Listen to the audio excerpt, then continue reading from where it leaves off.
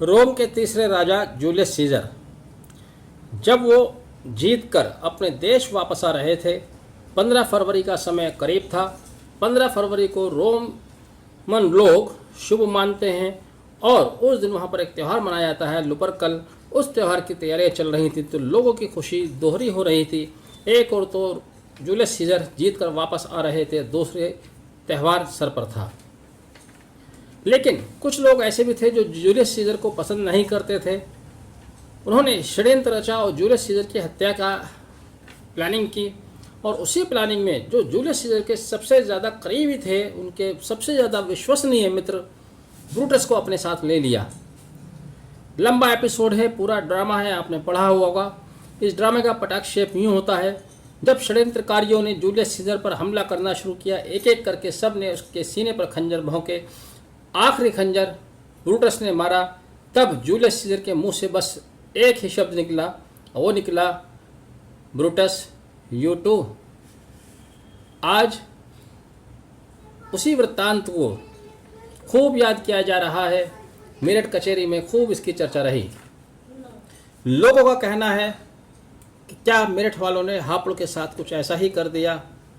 जिसके ऊपर सबसे ज़्यादा जिम्मेदारी थी, जिसके ऊपर सबसे ज़्यादा विश्वास किया जाता था, उसी ने हापुड़ के सीने में खंजर भोंक दिया।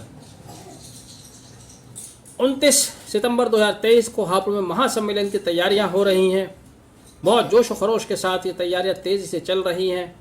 पूरे प्रदेश से अधिवक्ताओं के जुटने की उम्मीद है। हर प्रदेश के ज़िला और तहसील तक से वकील लोग यहां आने की तैयारी में हैं। इसी बीच मेरठ बार एसोसिएशन, जो कि सिर्फ मेरठ ज़िले तक महदूद नहीं है बल्कि 22 ज़िलों का प्रतिनिधित्व करती है, पश्चिमी उत्तर प्रदेश हाईकोर्ट बेंच संघर्ष समिति को लीड करती है, उसके चेयरमैन हैं। उन्होंने अचानक आज 27 सितंबर 2023 को अपने यहाँ हड़ताल ख़त्म करने का ऐलान कर दिया।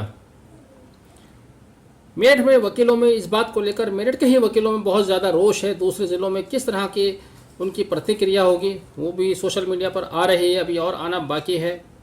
लेकिन जिस तरह से शाम के समय अचानक मीटिंग करके बिना सूचना के ये हड़ताल ख़त्म की गई है, बिना किसी कारण के, उससे लोगों में बहुत रोष है। मेरठ में अधिवक्ताओं का ये कहना है कि हाई कोर्ट, पश्चिमी Uttar Pradesh high court bench संघर्ष समिति, जो कि 40 साल से संघर्ष कर रही थी, वर्तमान बार ने उसमें भी पलीता लगा दिया है, उसके अस्तित्व पर प्रश्न चिन्ह लगा दिया है। अब पश्चिम Uttar Pradesh high court bench संघर्ष समिति अपनी धार खो बैठेगी, अपनी लीडरशिप खो बैठेगी। इसके ऊपर इन्होंने एक सवालिया निशान खड़ा किया है। ऐसे समय पर निर्णय लिया गया है जो कि बिल्कुल ही अनुचित था। अगर हड़ताल वापस लेनी थी, बीच में भी 18 सितंबर को हड़ताल वापस ली गई, तब बिना कारण ली गई, कारण स्पष्ट नहीं किया गया।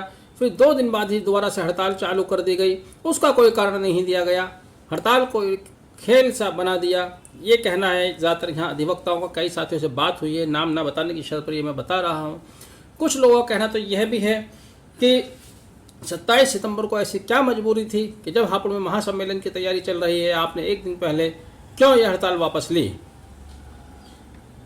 चूँकि जैसे कि बताया कि 22 ज़िलों को लीड करते हैं, क्या ये महासम्मेलन को फ्लॉप करने की तैयारी है। लेकिन कुछ अधिवक्ताओं का ये भी कहना है कि इन्होंने इस समय ये दुर्भाग्यपूर्ण निर्णय लिया और इस निर्णय से मेरठ के अधिवक्ताओं को कहीं शक्ल दिखाने लायक नहीं छोड़ा है। अगर गुड फेथ में निर्णय लिया गया होता तो उसका जस्टिफिकेशन दिया जाता। जिस तरह से बात बात पर आम सभा बुलाई जाती रही, कोई एक आम सभा बुलाते, लोगों से सलाह मशवरा करते। पहले भी युवा अधिवक्ताओं ने जब हड़ताल खोलने का निर्णय लिया था, इसका विरोध किया था, घोर विरोध किया था। आपने क्यों नहीं इस बात को नज़र में रखा कि अगर इस तरह से आप फिर से निर्णय लेते हैं, दोबारा वही गलती करते हैं, तो दोबारा से आपका विरोध होगा। सोशल मीडिया पर व्हाट्सएप ग्रुप में मेरठ के वकीलों के इस तरह के मैसेजेस आने लगे हैं। कोई कल इकट्ठा होने की बात करते हैं, कोई इस अध्यक्ष द्वारा, वर्तमान कार्यकारिणी द्वारा लिए गए निर्णय के विरोध की बात करते हैं।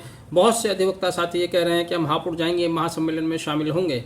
तो इस तरह से एक पूरी लीडरशिप को वर्तमान कार्यकारिणी ने बिखेर दिया है। एक हमारे साथी ने हमसे बताया कि पूरी कार्यकारिणी ने मेरठ की भी अधिवक्ताओं का जो एक संगठन है, जो एक एकता है, जिसके लिए वे जाने जाते हैं, जिसके आधार पर वे संघर्ष करते हैं, उसको भी तार तार करके रख दिया है।